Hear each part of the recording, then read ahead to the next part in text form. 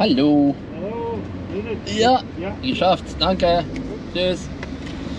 Yeah, so, good morning, comrades. Welcome back to the channel. Welcome back to the Nürburgring, obviously, in case you couldn't tell.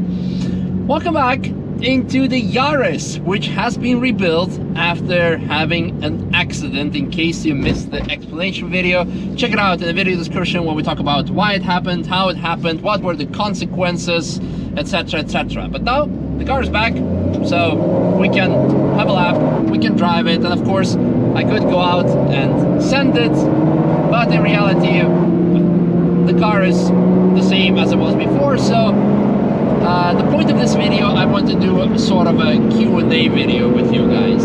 Hope you can hear me through the sound of Nankang Air 1 tires, because when the tires are more loud than the exhaust or the engine, what a time to be alive. So I want to do it more of a Q&A video, and I know what you're saying. Had to take the curb to avoid that car over there. I know what you're saying. This is a bit too loud, so let's put it here.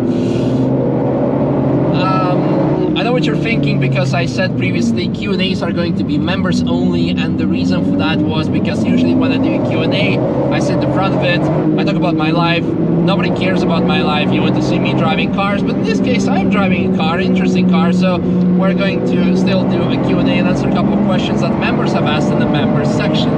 Now, one of the questions that was asked is... I need to stop like trying to follow other cars. One of the questions was asked, of course, was related to the Yaris, to this car, because what am I trying to say? Are we regretting having this car? And this is something that we actually addressed in the crash explanation video, is we had always had concerns with having overdrive car. Lots of people have said like, hey, why don't you get the Impreza? Why don't you get the Golf R? Why don't you get an RS3 to your fleet? Because this is all-wheel drive car, it will be fast for some people, it will be great in the rain. But the biggest concern that we had is that those cars offer fake assumption of, what's it called, of control, of grip, but once it is gone, it is gone. And that was also the case in this car. And especially when you have a manual transmission car, when you need to pay attention to a lot more, also like engaging, disengaging the clutch. So yes, in a way, we answered it already in the previous video. We are kind of like, yeah, disappointed. Is that the word? Dissatisfied? I'm trying to come up with the proper word. So yeah, we're sad that it actually turned out to be what we thought might actually turn out to be. The yellow zone here, so take it easy through here. So yes, in a way, yes. Another question was, do you guys actually, are you guys sad or happy, satisfied or dissatisfied with the decision of not running taxi now that we are, I would say, oh wow, look at him going like full warming up tires, Formula 1 spec. Do they even do that in Formula 1? Some barrier replacement here, that's why, yeah. Are you happy or unhappy with the choice of not running taxi, which was like a big debate, I would say, last year and beginning of this year, when we said that we decided not to run taxis?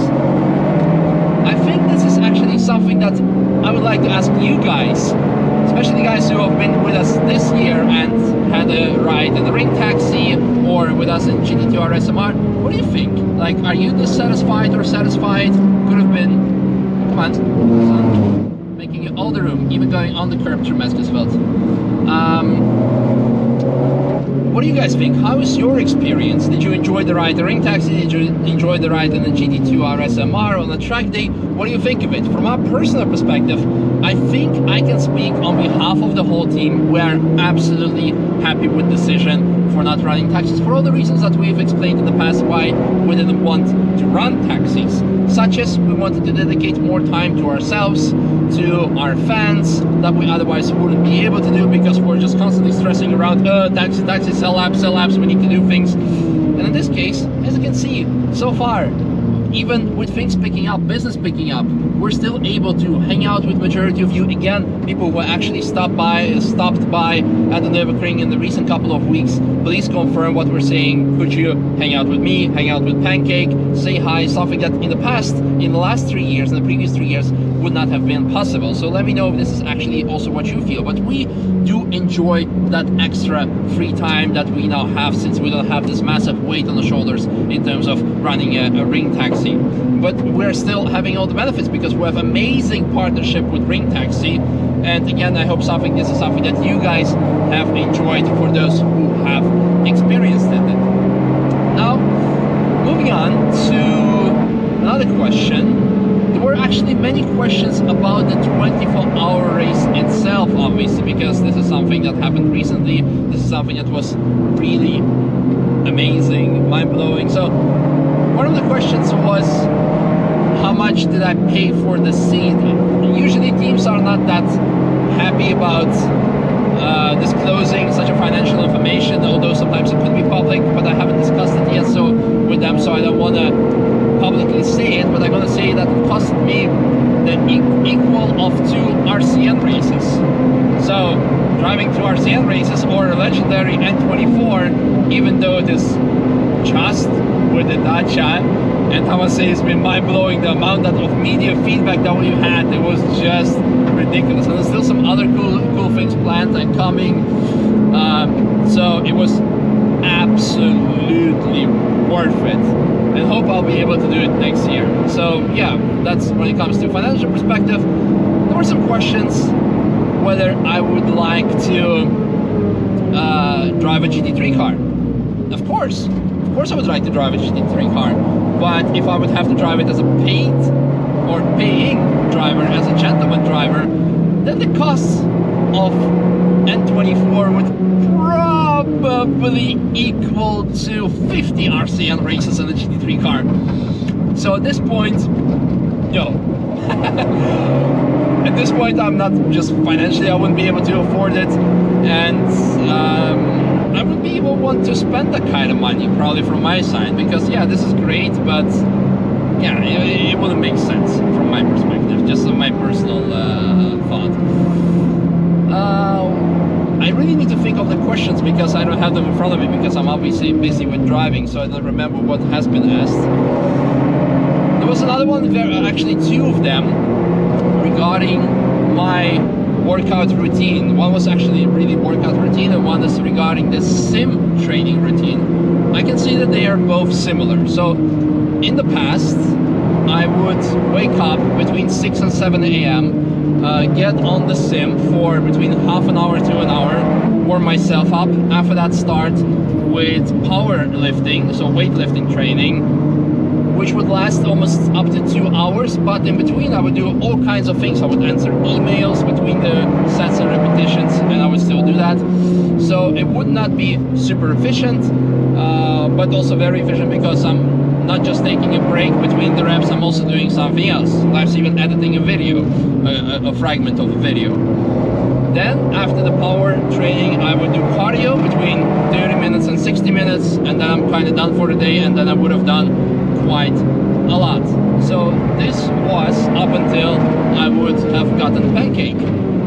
After that, 2 weeks, the first 2 weeks I almost didn't do anything at all, especially also since we had the 24-hour race. But now it's picking up again. The only difference is that I'm doing sim racing. I'm actually going for half an hour to an hour walk with her. And some people are gonna say, oh no, you're only allowed to do 15 minutes of exercise with a puppy per day, or like 5 minutes per month of their age. So I could do 15 minutes, but hey, walking is not really running, and she's really active. But I'm gonna get back to that later. So what I'm doing now is going for a walk, 30 to 60 minutes, and after that I'm doing again weightlifting, and then cardio and sim racing. Hopefully, if I have time, I do it in the evening. There is that. And speaking of puppy, there was also a question, how did I manage to get her so obedient and to train her? Well, I must say that before I got her, before I picked her up, I spent more researching puppy training, on like reading or audio listening certain puppy training books, dog training books, audio books. I spent more investigating on that topic than probably my whole racing career on vehicle dynamics. Something that I should have done, or at least I really spent a lot of time looking how it works, the positive reinforcement, etc. So there was lots of research done, and it seems to work. And there are also lots of downfalls when it comes to puppy training, because, you know, she knows how to sit, how to down, how to give me paw. She's doing now the sit pretty, the bunny thing, so she can sit like that in front of the car. There's lots of things that we're doing, but sometimes we still have big issues with leash walking. And I know how to work on it. We're gradually improving that, but she's like very reluctant, but we're getting there. And what I'm getting to, there's lots and lots of patience involved in that. And owning and having puppy, training a puppy, is more difficult than any race that I have driven, any car that I have driven. You have to be more patient with that when it comes to actually improving your own results. Also when it comes to even like doing sim racing or any type of driving. But it's so much more rewarding than any car I've driven or any race that I have won or participated in. It's a great experience, and it's just something from me to you, because a lot of people have said when I got Pancake, my puppy, a lot of people said like, yeah, I also there were two types of people. One of them was saying like, hey, I always was making excuses for myself like you did, me, because I always was making excuses why I cannot get a puppy, and I did it eventually, and it's changed my life, and it's been, I would never go back ever since. And other people saying like, hey, I would love to, but I'm afraid I cannot give it the attention it deserves, the love it deserves. And I think I should compare it to the same type of people who are coming to the Nürburgring and are thinking like, I don't want to drive it because I'm gonna crash. Or do you offer additional insurance because I think something might happen? To those people I always say like, hey, if you are already thinking in this way, then you know the risks, you know what it takes to be better, to avoid those risks. So you're good to go. You should do it. Now, obviously, sometimes you maybe live somewhere in a big city, in the metropolis, and you work not a 9-to-5 job, but like non-stop job, and you really cannot be there with you. But if your work maybe is dog friendly, you could do it. But if it's not, then of course you cannot. But if there is no strict, like if there is no actual reason for you not to get a dog, but you really want to, but there are just like an inner fear inside thinking like, oh, I will not have time, or I will be a bad parent, just do it. Like, of course you need to consider, but if you're like thinking, just do it. This is something I've been thinking over the last couple of years to do it, and it turned out great. Of course I had to make lots of sacrifices when it comes to time, but it made my life so much better, so great, because now it's only me and her. I don't care about anything else. I don't care about driving the track. Well, driving the track is great, of course, but I enjoy it a lot more, because the time that I get off to actually drive the track, I value it a lot more. Let's switch off the car and the aircon. Yeah, I value it significantly more, and I'm so much more disciplined, because I have like I need to be with her. I need to feed her, to train her, to give her bathroom breaks, otherwise I'll be in big trouble. So the little time that I have has to be distributed so much better. It has made me such a better person in terms of discipline myself, not only by training the dog, I'm also training myself. So it's been a great journey. And I realize now that this video is now turning in another dog video, because I kept talking about my dog for a significant part of this video. So I think, yeah, since we stopped driving, now probably the majority of you don't care anymore about this video. I think it's time to say goodbye. Thank you for watching. Hope you guys enjoyed this Q&A. And yeah, let me know in the comments what you would like to hear and see for maybe upcoming Q&A that we can do on the track. That's something majority of people would like to see, because as mentioned, the reason why I did it previously to have the Q&A videos members only, because if I publish a Q&A usually would be sitting in front of the camera just talking randomly like I do now. Majority of people will not care about it, click it away, the video will perform less, and YouTube be like, ah, your videos don't perform well, we're not gonna show the other videos to you. So hit the notification bell if you haven't yet. That's also very important. This is why I decided, let's not kill the channel, do it to members only for people who have paid, or the content that has been paid for. And this is why it was members only. But now hopefully this video performed well, and we can do more Q&As again also for not members only. But we can also do some other members only stuff. Check out the member section, there's some cool stuff there. Anyway, thanks for watching. Hope you guys enjoyed this video. Bye bye.